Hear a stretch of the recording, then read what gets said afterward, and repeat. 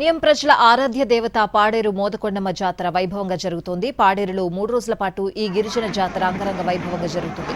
జాతరను చూసేందుకు చుట్టుపక్కల గ్రామాల ప్రజలు తరలి వస్తున్నారు. ఈ వేడుకను ప్రభుత్వం రాష్ట్ర గిరిజన జాతరగా గుర్తించింది. ఇందుకోసం ₹1 కోటి కేటాయించింది.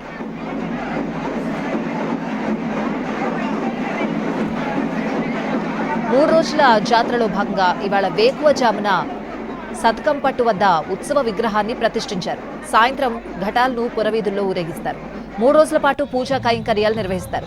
వివిధ సాంస్కృతిక కార్యక్రమాలు నిర్వహిస్తారు. ఈ జాతరకు వందలాది మంది పోలీసులతో భద్రతను కట్టుదిట్టం ఆర్టీసీ ప్రత్యేక బస్సులను ఏర్పాటు చేసింది.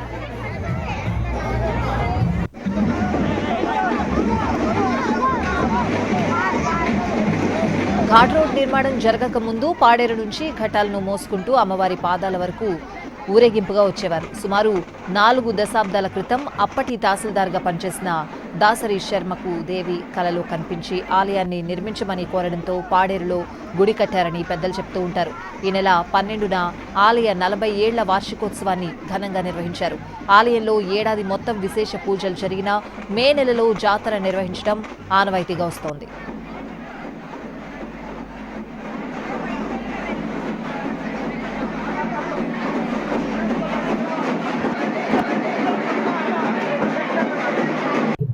జాతర ఉత్సవాలు ప్రారంభమైంది. 3 రోజులు జాతర కానీ ఏర్పాట్లు కూడా చేశాము. ఈ రోజు మన పొద్దుననే స్టార్ట్ అయింది. అందరూ కూడా చాలా మంది ప్రజలు ఇందులో పాల్గొంటున్నారు. అండ్ అందరూ డిస్ట్రిక్ట్ ఆఫీసర్స్ అందరినీ కూడా మన డ్యూటీలో వేసాం. And all departments, police department, revenue department, panchayat, all departments, medical and health, sanitation, తర్వాత R&B, Panchayat Raj, APPDCL, then ICDS, DRDA, డ్వామా అందరు డిపార్ట్మెంట్స్ కూడా ఇందులో ఉన్నారు. అమ్మవారి దయ వల్ల ఈరోజు అమ్మవారి ఉత్సవాలు ఘనంగా ప్రారంభమైంది. ఈ 3 రోజుల పాటు జరగబోయేటటువంటి ఈ కార్యక్రమం విజయవంతంగా జరగాలని చెప్పని మనసారా కోరుకుంటున్నాము.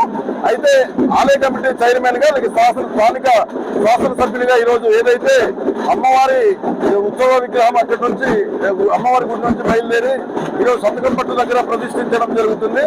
అలాగే ఇప్పుడు అక్కడ అమ్మవారి విగ్రహాన్ని ఎత్తుకోవడం జరిగింది. అలాగే ఇక్కడ అమ్మవారి ఇక్కడ ఉత్సవ విగ్రహాన్ని ఇక్కడ ప్రతిష్ఠిస్తాము.